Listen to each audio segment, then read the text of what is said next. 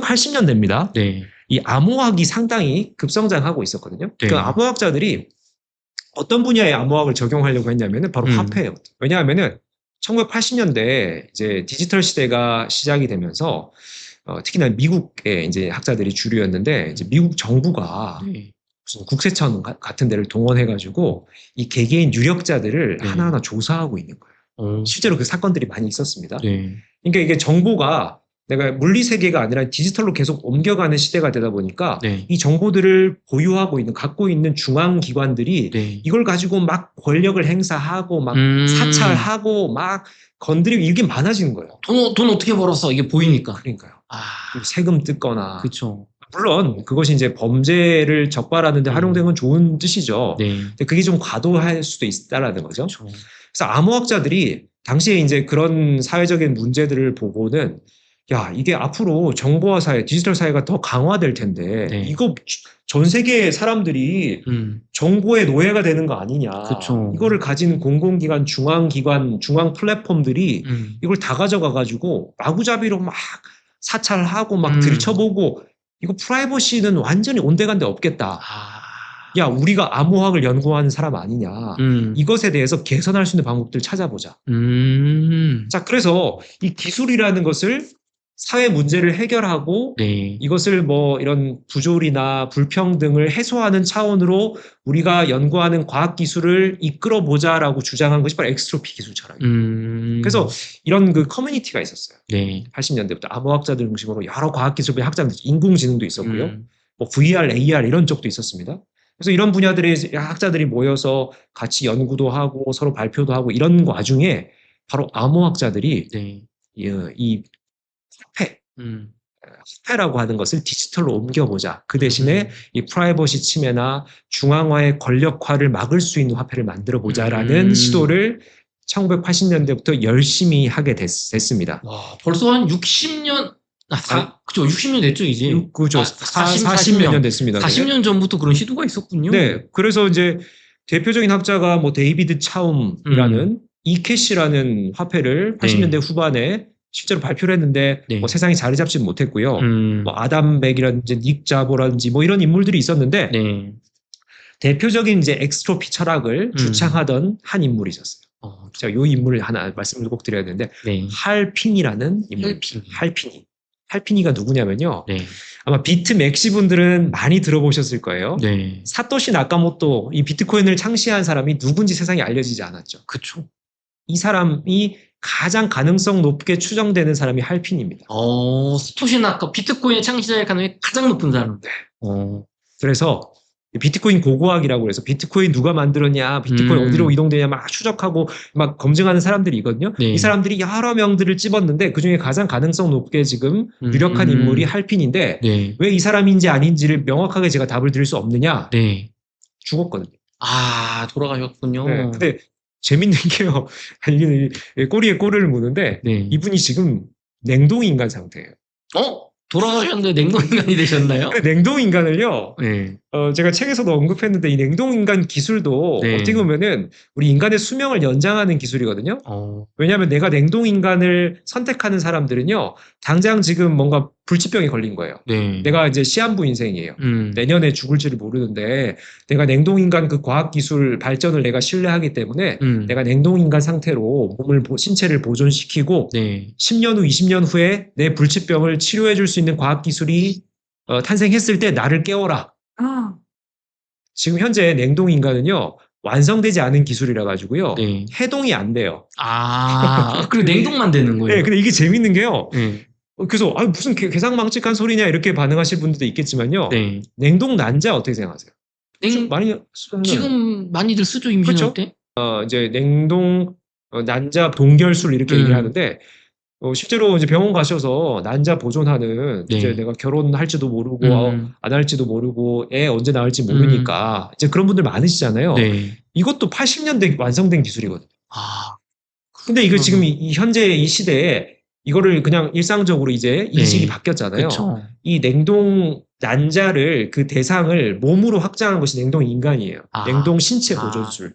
그래서 이 기술이 아직 완성되지 않았지만 10년 후, 20년 후, 30년 후에 완성될 수도 있다. 네. 해동하는 기술까지 완성되고 이 불치병을 치료하는 치료제가 개발됐다라고 하면 주변 가족들이 깨우겠죠. 그럼 할핀이 그분이 지금 불치병에 걸려서 돌아갈까 숨이 끊어지기 전에 냉동인간이 되신 네, 거예요? 구게릭병에 걸렸고요. 숨이 사실 진짜 애매한 게 예. 생물학적으로는 네. 사망입니다. 생물학. 심정지가 됐어요. 심정지. 네, 냉동시켜버리니까 심장이 계속 뛰고 있지 않아요. 그쵸. 죽었어요. 맞아요. 근데 이거를 이제 다시 해동시켰을 때 이제 난자도 얼렸다가 다시 녹이면은 다시 다 살아나잖아요. 그쵸. 네, 그거 똑같은 원리인 거예요. 그래서 루게릭병에 지금 걸려 있는 상태에서 살아있는 상태에서 196도, 영하 196도의 냉동을 하니까 심장도 정지돼서 생물학적으로는 죽음 상태인데 네. 이것이 이제 나중에 해동 기술이 발전하고 루게릭병 치료제가 생기면은 해동을 시켜서 이걸 살릴 수 있는 방법들이 생길 수 있다라는. 그렇구나. 전 세계 냉동 인간이 지금 몇 명인지 아세요? 글쎄요, 한 만 명 될까요? 350명. 350명. 네네. 그래서 대중들이 잘 모르죠. 그렇군요. 이게 뭐 이제 굉장히 그 부자분들이나 아니면 특수한 분들만 선택을 하는 거예요. 네, 맞습니다. 네. 사이퍼펑크라고도 자기들끼리 이제 암호학자들끼리 모임이 있었고 그 사람들이 이제 엑스트로피안 이렇게 이제 커뮤니티도 만들어서 이런 암호학 기술들을 뭐 화폐나 혹은 뭐 이런 데 집어넣어서 정말 그 정부가 중앙 기관들이 뭐 이런 금전적으로도 막 사찰하고 막 이렇게 과하게 자신들의 권한을 행사하고 이런 것들을 우리가 한번 해소해보자라는 연구가 80년대부터 있어 왔는데 문제는 탈중앙성, 익명성까지는 80년대도 완성이 됐는데 그 이중지불 문제를 최초로 해결한 것이 바로 비트코인입니다. 그렇게 펼쳐집니다. 이게 그럼 비트코인 이중지불 문제 때문에 막 20 몇 년 동안 해결을 못한 거예요, 이 사람들이. 네. 그래서 저는 이 책에 이제 나름 뭐 그것이 알고 싶다처럼 이 사이퍼펑크, 이 엑스트로피안들이 어떻게 이런 코인 화폐들을 이런 기술들을 반영해 왔는지를 쭉 훑었는데 이것에 이제 최종적으로 비트코인이 2008년 10월 백서로 탄생했잖아요. 그 2009년에 비트코인이라는 세상에 탄생을 했습니다. 그쵸. 여기까지의 그 과정에서 이 사토시 나카모토라는 사람이 아직까지 세상에 드러나지 않는 이유가 이 사람이 한 사람이 아닐 것이다. 그래서 이 엑스트로피라는 철학을 가진 사람들의 집단일 것이다. 그 대표 인물이 할핀이다. 할핀이 지금 냉동인간 상태다. 그래서 이걸 밝힐 수도 없고 나머지 참여했던 사람이 혹시 있을지라도 이 현상은 우리가 소수가 주도했다라는 것이 세상에 알려지는 순간 우리는 타겟이 될 것이고 또 일부 또 많이 보유하고 있는 또 있을 거 아닙니까? 이게 또 우리 주변 가족들이나 영향을 받을 수가 있고 범죄 온상이 될 수도 있고 대상이 될 수도 있고 타겟이 될 수 있죠. 그렇죠? 뭐 국세청의 대상이 될 수도 있고 그쵸. 뭐 여러 가지. 그리고 이제 화폐라고 하는 것이 신뢰가 필요하잖아요. 특정 세력이 소수가 주도한다는 자체가 깨지는 거죠. 그쵸. 저 사람들이 팔면 가격 폭락하겠네. 그러니까 그래서 이거를 아마 세팅할 때부터 디자인 설계할 때부터 이중지불도 해결하고 우리가 이게 만약에 세상에 우리의 의도대로 자리를 잡으면은 여러 가지 좋은 사회적 문제들을 해결하게 될 것이고 우리가 세상에 드러나지 않아야 이것이 제대로 자리 잡을 것이다라는 세팅이 되어 있다. 그래서 이게 여러 명이 그런 약속으로 지금 이것을 보완한 것이고 이게 그들의 의도대로 자리를 잡아가는 과정인데 다만 지금 기존의 이런 금융 세력들이 들어오기 시작하면서 혼탁해지고 있다. 정체성 혼란다. 그때 앞서 말씀드렸죠. 그런 현상들이 벌어지고 있다. 저는 이렇게 보고 있습니다. 교수님, 그러면 아까 저희가 일부에서도 잠깐 얘기를 했지만 FTX 사태 때도 비트코인 자체는 아무 문제가 없는데 그걸 활용하는 이제 CEO, 인간의 문제였잖아요. 인간이 이제 범죄를 저지른 건데 비트코인을 지금 만든 엑스트로피언들의 이 사상 자체는 너무 좋잖아요. 탈중앙성, 그다음에 뭐 이중지불 문제, 익명성 다 해결하고 정말 이상적으로 본 게 이제 비트맥시들인데, 이게 미국에서 현물 ETF가 승인이 되고 나서부터 월가의 금융 자본들, 그리고 요즘은 뭐 미국 대선에서 대통령 선거 때도 지금 뭐 비트코인 가지고 정책 가지고 지금 대결하는 상황이 됐잖아요. 그럼 교수님이 보시기에는 앞으로 이런 뭐랄까요, 뭐 기득권이라고 할까요? 이런 세력들이 비트코인에 본격적으로 이제 들어오기 시작을 했는데 어떤 일들이 좀 펼쳐질 건지 궁금합니다. 이게 변수가 너무나 이제 작은 변수들이 아니라 엄청 거대한 변수. 이제 이해관계자라고 제가 말씀을 드렸잖아요. 너무나 복잡한 이해관계 양상이 펼쳐질 것이다. 이게 자본주의 시대 아닙니까? 네. 이게 돈과 직결되잖아요. 그쵸. 이게 아무도 호락호락 놔두질 않아요. 아, 이게 떨어질 때도 돈을 먹는 사람들이 있다라고 그쵸. 말씀드렸잖아요. 공매도 같은 거면 되잖아요. 그러니까요. 네, 그런 이제 여러 조종 세력들이 자신들의 의도에 의해서 이 비트코인을 활용하기 때문에 저는 상당히 이제 기술을 연구하는 사람으로서 아쉬운 게 네. 정말 비트코인 창시자들이 가졌던 탈중앙성, 익명성, 뭐 이런 여러 가지 뭐 프라이버시 침해 해소 이런 정말 순수한 의도가 제대로 자리를 잡을까?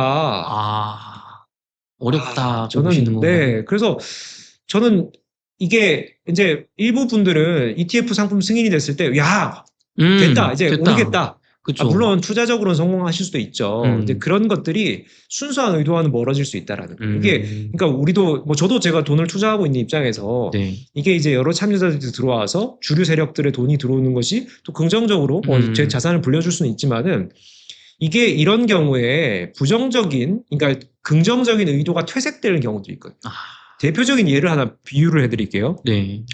1980년대입니다. 인터넷이 네. 이제 우리 90년대 세상에 보급됐잖아요. 그쵸. 그 직전에 인터넷이 이제 보급되기 직전에 막 기술을 연구하던 사람들끼리 네. 갑론을박 논쟁이 펼쳐졌어요. 뭐냐면은 네.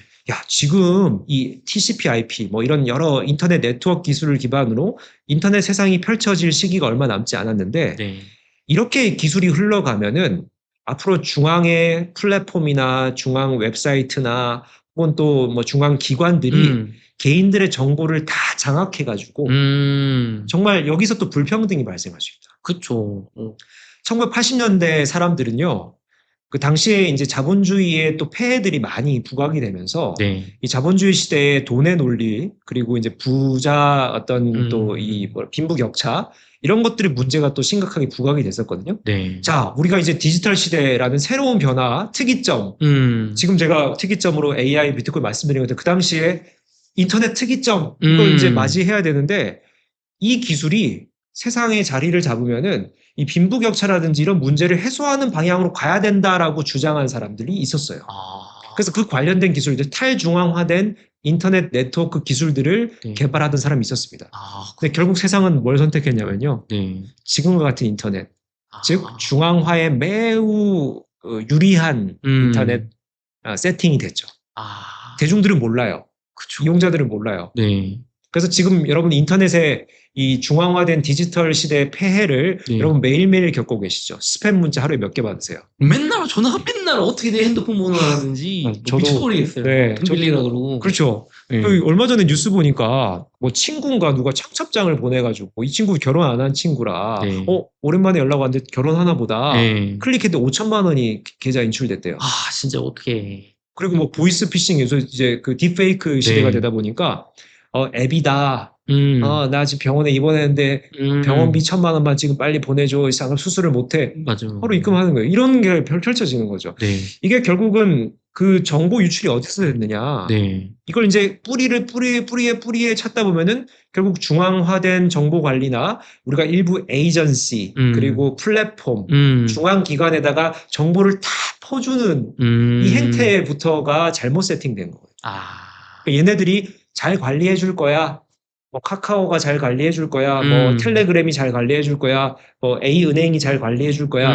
이렇게 우리가 다 신뢰를 보내지만 일부 거기서 유출되고 여기 뭐 이제 해킹 당하고 네. 이런 상황들이 반복되다 보니까 내 정보가 이상한 데 활용되는.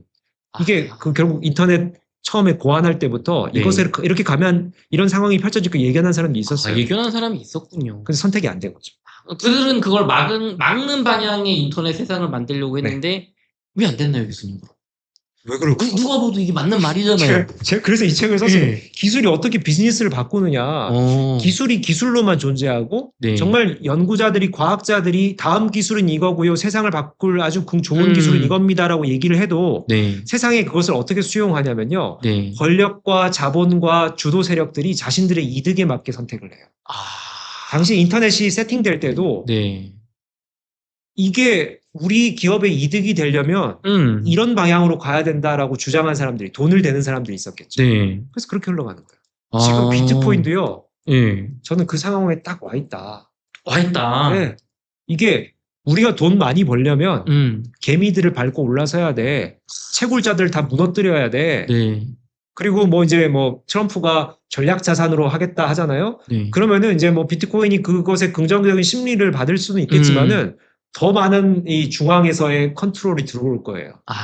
국가 기관들이 들어오잖아요. 그쵸. 정부가 개입하잖아요. 네. 그럼 과연 이것이 수수하게 탈중앙성을 유지할 수 있을까? 아, 저는 그것은 이제 의문이라고 보고 어떻게 보면은 신종 중앙화된 자산 이렇게 신종 중앙화된 자산. 새로운 자산이긴 한데 중앙화되는 형태로 또 들어가는 거예요.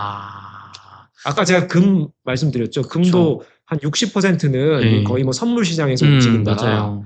그러면 그게 결국은 뭐 이것도 비트코인도 똑같이 이런 뭐 포트폴리오 확장 수단이나 네. 뭐 약간의 대안 투자 정도로 중앙에서 막 컨트롤하는 자산이 될 수도 있다. 될 수도 있다. 뭐 나름의 음모론일 수도 있죠. 네. 저는 그런 주장을 드립니다. 네. 교수님, 그러면 이렇게 중앙화 될 수도 있는 비트코인, 여러 가지 가능성이 있는 비트코인에 저희 은갈채관 시청자분들이 교수님 입장에서는 그래도 비트코인을 꼭 조금 소액이라도 투자를 하셨으면 좋겠다는 입장이신지, 네. 아니면 뭐 어떤 특이점을 지켜봐야 되는 입장인지 좀 궁금합니다. 아까 제가 존 내시가 얘기했던 완벽한 화폐가 네. 무엇이냐, 뭐 거기에 부합한다라고 말씀드렸죠. 그러니까 네. 긍정적인 오늘 제가 뭐 약간 음모론적 시각이나 부정적인 그 얘기 많이 말씀드렸지만은 긍정적인 게 훨씬 더 많다라는 거예요. 그래서 저도 이제 기술을 연구하는 사람이니까 여기에 아주 장점들이 많이 이제 들어가 있고 반영되어 있고 거기다가 지금 이제 우리 비트코인을 창시한 사토시 나카모토도 비트코인 창시 직후에 이런 얘기를 했어요.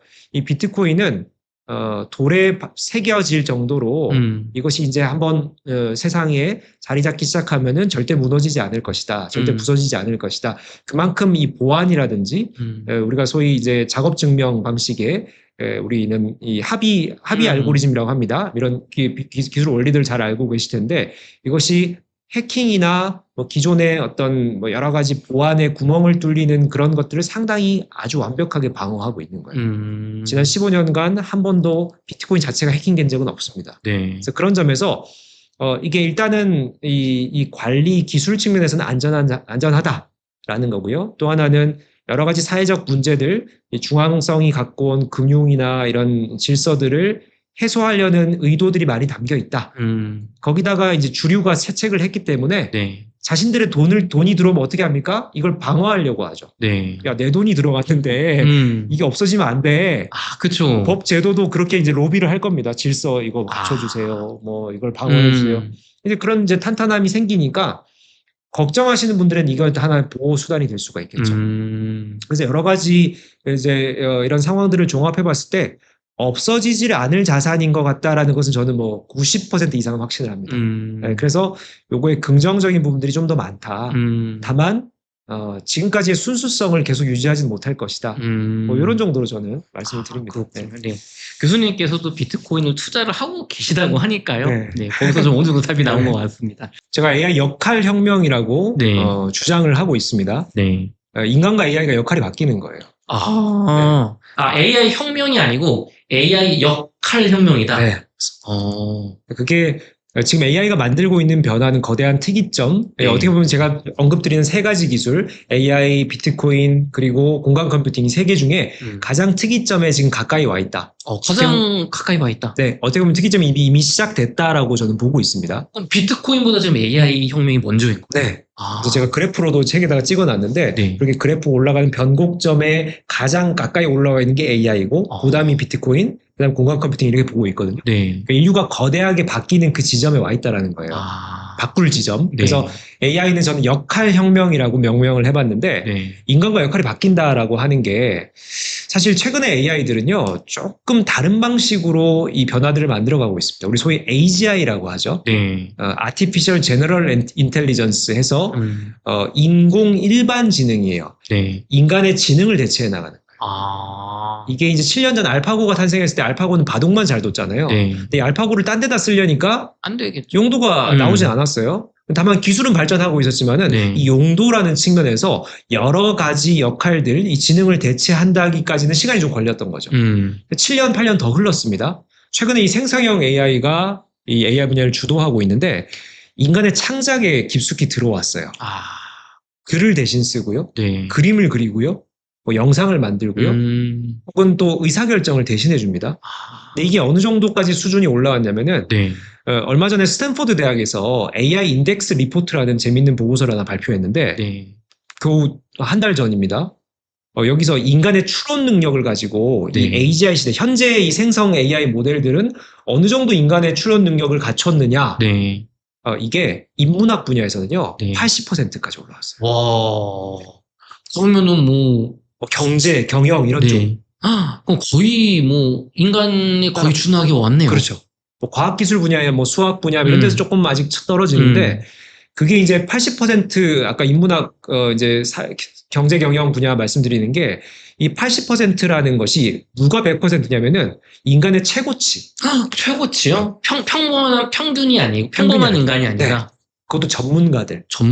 그 분야의 전문가들의 최고치가 100%고요. 네. 그러면 그것의 중간값을 매겨버리면은 인공지능과 비등비등한 수준까지 왔다는 거예요. 그럼 일반인보단 낫다고 볼 수도 있는 그렇게 볼 수도 일부 분야에서는 그렇게 볼 수가 있고요.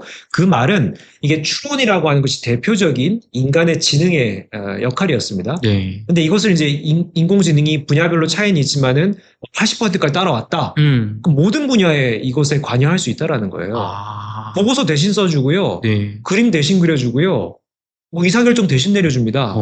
이것이 이제 역할혁명으로 볼 수밖에 없는 거죠.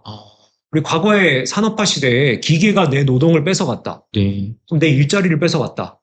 뭐 그게 이제 노동의 역할혁명이라고 굳이 얘기를 한다면 분명히 이제 지금 현재 살고 계신 분들은 뭐 그 정도 볼 수 있었지 이렇게 생각하실 겁니다. 지금 현재 펼쳐지고 있는 변화는 우리가 안에 들어가 있으면 잘 몰라요.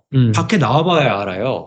아마 한 10년, 20년 지나고 우리가 2020년대를 돌이켜보면은 야 그때부터 역할혁명이 시작된 건 맞다. 이미 되고 있다. 그렇죠. 라고 보실 겁니다. 지금 최근에 제가 뭐 자문이나 강의나 이런 데 많이 나가는 이제 대상 기업들이 마케팅 회사나 디자인 회사들이에요. 왜 이들이 저를 부르냐면요. 요즘 이 생성형 AI 툴들이 가장 잘하는 일이 조금 이렇게 가볍고 말랑말랑한 업무, 뭐 그림 그리고 글 쓰고 아이디어 내고 뭐 이렇게 스토리텔링하고 이런 거 잘하거든요. 그들의 업무가 대부분 그런 일들이에요. 창의성을 기반으로 아주 또 이렇게 좀 말랑말랑한 업무들을 하는 거잖아요. 아주 뭐 깊이 들어간 업무보다는. 그쵸. 그러다 보니까 생성형 AI 툴, 뭐 챗GPT든 그림 그려주는 툴들 써가지고요. 내 업무를 얘가 더 잘해버리니까 난리가 난 거예요. 나 어떡하지? 나 이거 이제 연봉 받을 수 있을까? 그쵸. 아니면 개인 사업 하시는 분들은 내가 디자인 이제 앞으로 계속 할 수 있을까? 이런 고민에 사로잡힌 거예요. 그래서 AI를 배우고 이해하고 AI와 경쟁자가 되기를 넘어서서 협력자가 되어야겠다. 이런 판단을 하시는 거죠. 결국 이 AI의 역할혁명은요. 이 기술 자체의 변화가 아니라 특이점이라고 하는 것은 여러분들의 일상이 바뀌고 기업의 비즈니스가 바뀌고 세상의 어떤 질서가 바뀐다는 거예요. 그래서 저는 특이점, 시점이라고 하는 것을 거대한 변화라고 봐야 되고 이게 이제 더 이상 지금 오늘 이 방송을 보시는 여러분들도 기술의 얘기다. 그러면 안 된다는 거예요. 그래서 내 비즈니스가 어떻게 바뀌는지 내 업무가 어떻게 바뀌는지를 하나하나 영향력을 보셔야 된다. 그렇군요. 그럼 교수님 보통 우리가 챗GPT를 하면 뭐 텍스트 이렇게 뭔가 질문을 하면 답변을 해주는 걸로 알고 있는데 요즘 챗GPT 이용해가지고 막 썸네일 만들거나 아니면 이미지 만들거나 이런 거 되게 많이 쓰고 있거든요, 실제로. 유료로 결제하면서. 그러면 이제 이런 거 만들던 사람은 이제 일자리 잃는 거잖아요. 그렇게 볼 수 있죠. 근데 이제 많은 분들이 내 일자리가 사라질까 이런 제일 걱정을 하시잖아요. 사실 제가 요즘 뭐 유튜브나 방송 출연들을 좀 하면서 작가님들이 그렇게 물어보세요. 교수님, 그 챗GPT가 제 일을 다 뺏을까요? 제 일자리 없어질까요? 사실 저는 되게 T 성향이라 가지고요. 되게 직설적으로 말씀드려요. 죄송하지만은 작가님 그 업무가 사실 챗GPT가 제일 잘하는 거라서요. 조금 대비를 하셔야겠습니다. 왜냐하면 보통 이제 방송 작가분들은 PD나 감독님이 어떤 방향을 정해주시고 그리고 또 출연진들이 또 의견들을 주면은 그걸 잘 종합해가지고 스토리텔링을 하는 분이잖아요. 챗GPT가 제일 잘하고 이 환각 현상도 잘 안 벌어지는 게 뭐냐면은 우리가 정보를 최대한 주고 이것을 연결해달라 이런 걸 제일 잘해요. 방송 작가가 이 인풋을 가지고 연결하는 사람이잖아요. 네. 스토리텔링 하는 사람이잖아요. 그쵸. 제일 챗GPT가 잘하는 일이에요. 아. 그래서 이런 일자리들이 없어질 수 있고 네. 근데 그것 저는 일자리가 없어진다라고 너무 걱정하지 않으시면 좋겠는 게 네. 그것을 이제 업무로 구분하셔야 됩니다. 내가 뭐 이런 뭐 작가든 뭐 기획자든 이런 일을 할 때 여러 업무의 이 순서가 있잖아요. 네. 그러면 어떤 부분만 특정 부분만 AI에 대체가 될 거예요. 그럼 그것에 더 상위 역할을 찾으셔야 돼요. 예를 들면 지시하는 사람과 지시받는 사람 혹은 지시하는 역할과 지시받는 역할로 딱 두 가지로 주로 구분을 해버리면은 지시받는 역할은 다 사라질 수 있어요. 지시받는 역할. 이행하는 역할. 이행하는. 예, 이거는 시키면 AI 제일 잘하거든요. 근데 지시하는 역할은요. 네. 사라질래야 사라질 수 없는 게 네. AI가 세상을 주도합니까? 그래도 인간이 주도하죠. 그쵸. 그럼 인간의 의도를 담잖아요. 네. 그럼 AI에게 명령하거나 방향을 잡아주거나 아니면은 뭔가 이렇게 용도를 설정하는 것은 인간이라는 거죠. 그러면 그 일의 볼륨은 줄어들 수 있지만은 네. 최소한 그 역할은 남을 것이다. 그 말은 내 업무에서 지시하는 역할이 무엇이냐를 잘 찾아서 네. 그 부분의 역량을 집중하시는 것이 맞다. 뭐 이렇게 좀 설명해 드릴 수 있을 것 같습니다.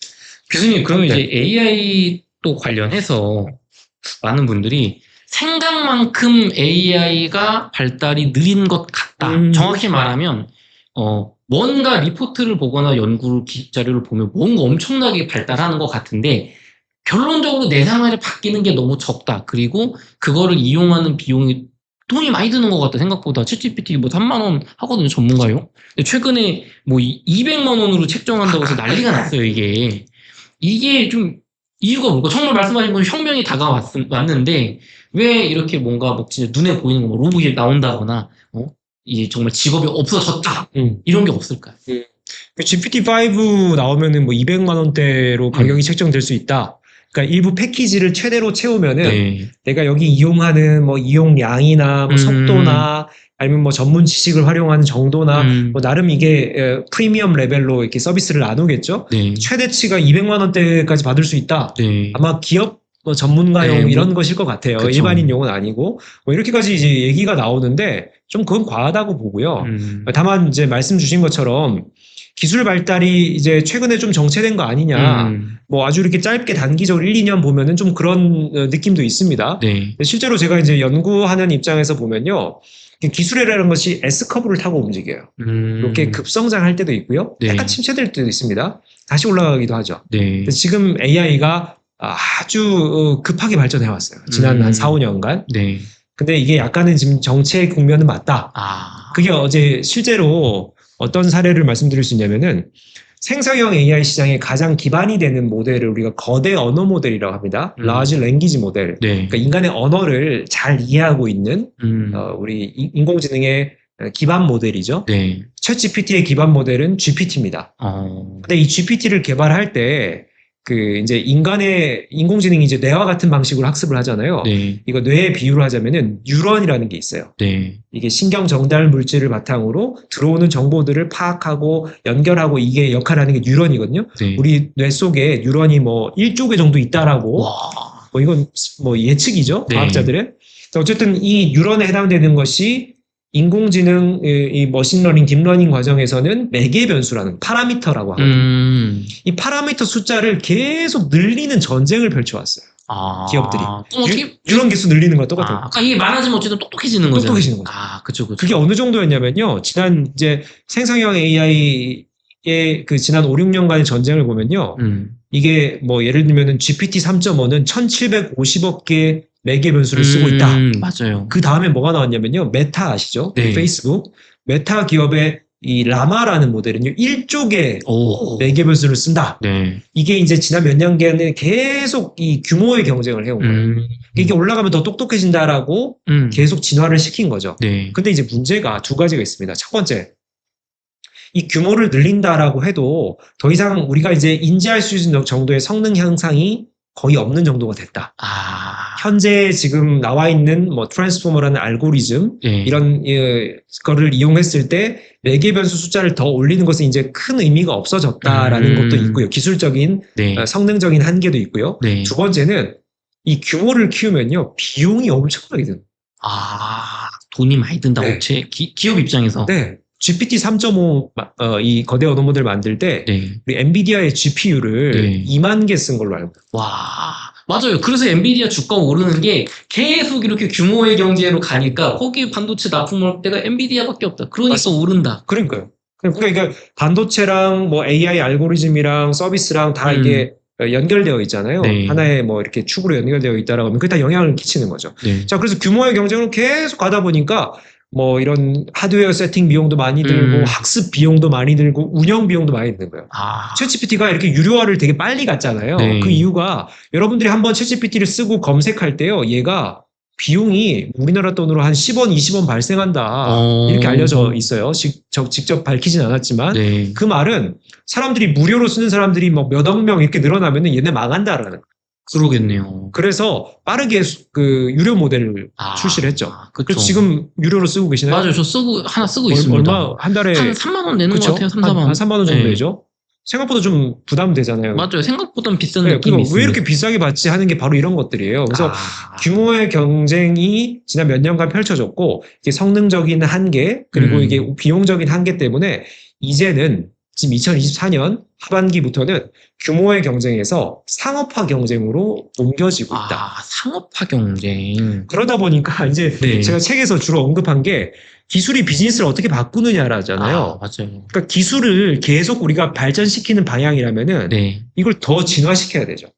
과학자들이 혹은 연구자들이 야, 내 개변수 더 늘려 2조 개 해보자, 10조 개 해보자. 똑똑해지겠네. 그러니까요. 근데 그렇게 갈 수가 없는 게 지금 AI 분야는요. 규모의 경쟁을 한참 하다 보니까 학교에서 이제 완전히 기업으로 넘어갔어요. 중심이. 돈, 권력. 연구 중심에서 이제 비즈니스 쪽으로 넘어갔다는 거예요. 권력, 이 무게 중심이. 맞습니다. GPU만 하나 구입하는데도요. 학교에서는 줄 서야 돼요.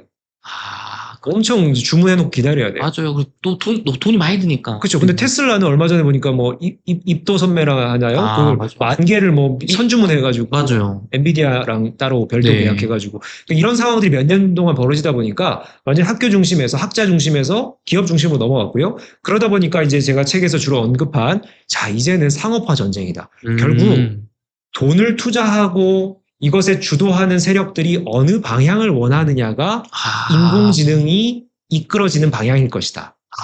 그러면 우리가 기술로만 다음 기술이 뭔가요? AGI 시대는 어디까지 갈 수 있나요? 이게 아니고요. 돈을 투입한 자본을 이 리소스를 투입한 기업들이 자신들이 이득이 되는 쪽으로 어떻게 이끌 것이냐.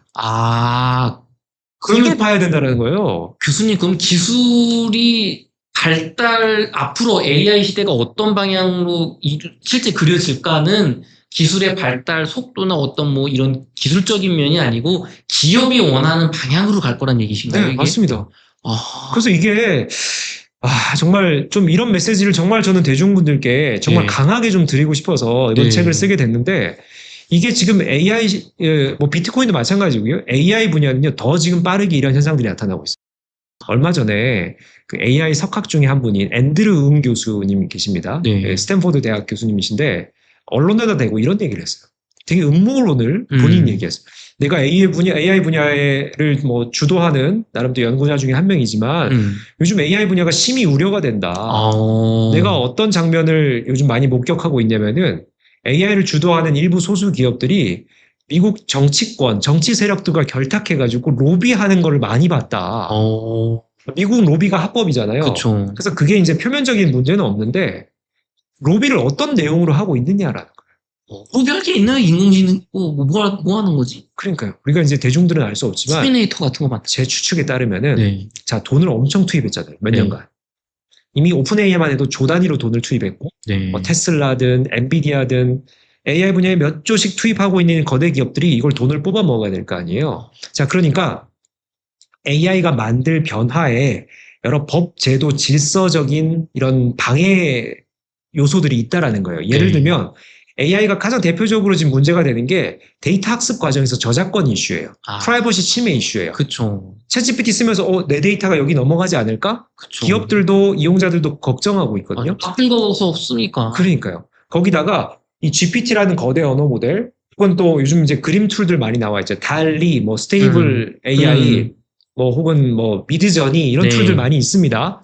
그 툴이 이 그림을 정말 학습하는 과정에서 뭐 게티 이미지 같은 이 무료 이미지 툴의 이미지들로 학습한 거 아니냐 이거예요. 게티 이미지가 실제로 스테이블 AI에 소송을 걸었어요. 너네 우리 그림 가지고 학습했지? 그럼 우리한테 좀 수수료 내놔야겠네? 걔네 허락허락 내놓겠습니까? 안 주려고 안 하겠죠. 되죠. 그래서 이제 소송이 걸려있는데 소송은 몇 년 걸리잖아요. 그쵸. 이게 시대는 이렇게 빨리 바뀌고 있는데 소송 결과는 한참 있다 나와요. 그쵸. 그럼 그 과정에서 얘네들이 로비해가지고 법 제도를 만드는 사람들한테 야, 우리한테 이익이 되려면 이런 방향으로 정책 제도가 형성돼야 돼. 그쵸. 야, 이런 거 너무 규제하지 마. 우리가 자율 규제할게. 야, 이런 거 너무 강조하지 마. 그래서 이게 요즘 이 AI 분야에 뭐 앤드류 교수 얘기도 그렇고요. 저도 되게 이제 그 우려가 되는 부분이 네. AI가 이제 지능을 대신하고 이 너무나 인간의 중요한 영역에 영향을 끼치기 시작하는데 네. 이게 법, 제도, 질서, 인간의 기본권, 윤리 뭐 이런 질서 체계 이런 것들을 무너뜨릴 만한 요소들이 너무나 많은데 사회적으로 합의가 안 된 상태에서 소수의 기업과 권력자들이 이 방향을 막 흔들어 버리지 않을까. 그쵸. 네, 그런 부분들이 우려가 된다는 것이고 실제로 제가 사례를 말씀드리면은 2017년이었을 거예요. 어떤 한 AI 관련 컨퍼런스에서 유명 석학들, AI 네. 분야 전문가들과 또 이런 AI 관련 기업들, 뭐 예를 들면 일론 머스크도 왔어요. 네. 뭐 스티븐 호킹 박사도 오셨어요. 뭐 이런 아주 유명인들 관련자들이 모여가지고요. 하나의 선언을 했어요. 제가 책에서도 언급했는데 아실로마 AI 원칙이에요. 그 아실로마 지역에서 컨퍼런스를 했거든요. 네. 그래서 아실로마 AI 원칙에서 뭘 얘기를 하냐면은 앞으로 AI가 세상을 혼란스럽게 할 수도 있다. 근데 우리가 AI를 만들고 개발하고 서비스를 만드는 기업들이 혹은 전문가들이 이것의 최소한의 윤리의식이나 혹은 또 인간애적인 이런 관점들을 AI에 반영해야 된다. 이런 것들을 뭐 10개 원칙 뭐 이렇게 해가지고 발표를 했어요. 네. 근데 그게 이제 깨지고 있더라. 그걸 안 지키고 있다, 기업들이. 네. 실제로 우리 샘 알트먼 오픈 AI CEO가 네. 개발자 회의에서 이런 발언을 한번 했습니다. 챗GPT가 지금 너무 잘 나가고 있습니다. 이제 약간 이제 업된 거예요. 앞에 발표를 하니까. 와 해주니까 신나가지고 이런 얘기를 했어요. 우리 챗GPT의 지금 경쟁력을 바탕으로 모든 산업 영역에 다양한 비즈니스를 만들어서 이런 수익 모델들을 우리가 주도하겠습니다. 뭐 이런 얘기를 한 거예요. 상업화 관점이죠. 네. 그 다음날 그 오픈 AI의 이사회는 이 샘 알트먼을 해고합니다. 실제로 있었잖아요. 맞아요. 그런 일이 있었죠. 근데 일주일 후에 복귀했거든요. 이게 무슨 이슈냐라는 거예요. 일반 대중들은 샘 알트먼이 유능한 CEO니까 뭐 직원들의 반발이 있었겠구나 이렇게 생각을 하시겠지만은 저는 이 사건을 되게 의미 있게 보는 게 AI가 정말 뭐 윤리나 사회공헌이나 뭐 발전 이런 것들 이 아주 이제 공통적인 이런 어떤 시대에서 완전히 상업화 시대로 넘어가는 하나의 획기적인 전환점 사건이다 라고 보고 있고 네. 결국 오픈 AI가 처음에 설립될 당시만 해도 사회적 기업으로 가자였어요. 맞아요. 뭐 그런 윤리 경영 막 그런 얘기 했어요. 네, 맞아요. 그래서 이 사진들 보면요, 뭐 ESG, 뭐 사회공헌 이런 것들 전문가들이 많이 자리를 잡고 있었거든요. 그래서 이제 샘 알트먼이 이런 얘기를 하니까 야 우리 컨셉이랑 안 맞아. 너 나가라. 맞아요. 미국은 또 되게 과감하게 자르잖아요. 네. 그랬는데 이제 복귀를 했잖아요. 네. 결국 뭐 직원들도 이게 스탁 옵션 이런 거 때문에 아니냐. 막 이게 샘 알트먼 복귀시켜 달라. 뭐 이런 얘기도 있고 샘 알트먼의 발언 자체가 상업적이잖아요. 네. 이런 것들이 이제 포기하고 사회공헌 포기하고 상업화, 유료화, 뭐 이런 영향력 이런 쪽으로 이제 가는 거 아니냐. 신호탄을 쐈고 뭐 많은 기업들이 이것에 화답하면서 경쟁이 더 촉발되고 있죠. 실제로 교수님 유튜브 판에서도요. 원래 이 방송이라는 게 물론 다들 한계는 있겠지만 올바른 정보 혹은 뭐 중립적인 얘기 혹은 누구의 주장을 사실이나 주장을 제대로 시청자분들 전달한다는 그런 목적이 있잖아요. 네. 근데 이게 상업적으로 유튜브에서도 가짜뉴스가 돈이 되다 보니까 그냥 매일과 같이 무슨 뭐 손흥민 선수가 골을 넣었는데 옆에 동료가 막 자지러지면서 막 이런 게 막 나와요. 맞아요. 근데 이게 이상한 멘트로 더빙해가지고. 맞아. 근데 이게 진짜 영어로 막 말하고 그걸 하니까 진짜 같잖아요. 근데 이거를 옛날에 사람들이 하다가 이제는 인공지능이 한다고 하더라고요. 근데 이제 최소한의 윤리성을 놓는 거잖아요. 그게 돈이 되니까. 그렇죠. 근데 그게 지금 미국의 인공지능 만든 기업 단위가 그렇게 돼가고 있는 것 그렇죠. 같다. 이게 풍선 효과예요. 이게 기술이 긍정적으로만 세상에 영향을 끼치느냐? 이제 다이너마이트도 안 그랬잖아요. 그쵸. 살상 무기로 진화했잖아요. 맞아요. 근데 노벨이 최초에 살상 무기로 만든 건 아니거든요. 그쵸. 똑같은 거예요. 그러니까 AI도 지금 풍선을 이렇게 누르니까 이쪽이 튀어나오는 거죠. 왜냐면 아. 돈이 들어갔으니 이게 내가 돈 버는 쪽으로 가야 된다. 빠르게 가려면은 질서를 무너뜨려야 된다. 네, 이런 현상들이 지금 벌어지고 있는 거죠. 네. 그래서 여러분들이 투자하시거나 네. 또 기술의 미래를 예측하시거나 내 직업의 영향력을 예측하실 때 네. 다음 기술이 뭔가요? 이게 어떻게 발전? 이게 아니고요. 이제는 특히 제가 말씀드리는 요 세 가지 기술 영역은요. 이 기술에 둘러싼 이해관계자들이 지금 어떤 방향을 원하는지를 봐야 돼요. 내가 이 기술을 주도하는 정말 주도자가 아니라면은 네. 이것을 주도하는 사람들이 어떤 의도를 갖고 있느냐를 봐야 한다. 그럼 저희가 주식 투자를 하더라도 이들이 이끌어 나갈 인공지능이 그려질 세상에 맞는 주식을 사야 돈을 벌지, 막 되게 이상적이고 기술적으로 뛰어나니까 그러니까요. 이런 거 잘못하면 망하는 거예요. 네, 뭐 특허 좋은 맞아, 기술 맞아, 나왔어요. 맞아. 이게 투자해야 돼. 그게 아니고요. 이 특허를 가지고 누가 이득을 하느냐. 만약 이 특허가 정말 좋은 기술인데 지금 기존에 꽉 잡고 있는 기업들에게 해가 된다. 네. 이게 더 우리 사회에서는 긍정적인데 네. 세상에서는 긍정적인데 이 기업의 비즈니스에 해가 된다. 네. 얘네들이 이걸 밟아버릴 거예요. 실제로 그게 너무 비일비재하죠. 우리 세상에. 이런 걸 같이 보셔야 된다. 너무 이상적으로 보면 안 된다. 네. 그렇군요. 교수님, 그러면 이제 AI가 마지막 질문입니다. AI 혁명이 정말 눈앞에 왔다고 하는데 이렇게 좀 발전을 하게 되면 향후 뭐 10년 이내 중단기적으로 봤을 때 앞으로 인간은 무엇을 하게 될까요? AI가 어디까지 갈까요? 라고 질문 주실 때 저도 사실 솔직하게 예상하기 힘들어요. 저도 연구하고 있는 사람이 스트레스를 너무 많이 받습니다. 왜냐하면 이걸 정확하게 예측을 해드려야 되는데 네. 정말 한치 앞을 예상하기가 힘들 이 분야에 있는 사람들조차도 정말 빠르게 발전하고 있다. 특이점이라고 말씀을 드렸죠. 다만 이제 조금 뭐 그나마 방향을 좀 짚어드리자면은 우리 인간이 여러 분야가 이제 제정이 될 것이다. 내가 하고 있는 업무도 제정이 되고 인간의 어떤 존재의 이유도 제정이 될 수 있고요. 우리가 또 이게 아주 또 상업적으로 얘기하면 내가 일하는 날짜도 제정이 될 수 있어요. 우리가 5일 근무제 한 지 얼마 안 됐잖아요. 그쵸. 한 20년밖에 안 됐거든요. 맞아요. 얼마 안 됐죠. 네, 우리 예전에 토요일 날 학교 나가고 했었던 맞아요. 어린 기억 있으시잖아요. 그죠? 맞습니다. 근데 이제 5일제로 바뀐 것은 그만큼 기계가 들어와서 노동을 많이 대체해 주니까였거든요. 네. 인공지능이 또 들어오면 또 3일 근무제가 될 수 있어요. 그 말은 내가 인공지능과 함께 협업하고 또 경쟁하는 과정에서 나의 역할이 볼륨은 줄어들 수 있지만은 또 새로운 역할이나 또 중요한 포지션이 생길 것이다 라는 것이고 뭐 여가에 대한 인식 그리고 사회생활 직업에 대한 인식 돈을 벌고 쓰는 방법에 대한 또 재정의 또 삶에 대한 가치에 대한 재정의 이게 아마 앞으로 저는 5년 10년 사이에 아주 과격하게 나타날 것이다. 그래서 제가 뭐 이런 몇 가지 포인트들 말씀드렸으면 제가 정확한 답은 못 드리지만은 이런 포인트를 가지고 시대가 어떻게 변화하고 있는지를 좀 체크해 가신다라고 하면은 뭐 남들보다 좀 한 발 앞서서 대비하고 내 변화를 예측해보고 이렇게 하실 수 있지 않을까 싶습니다. 그렇군요.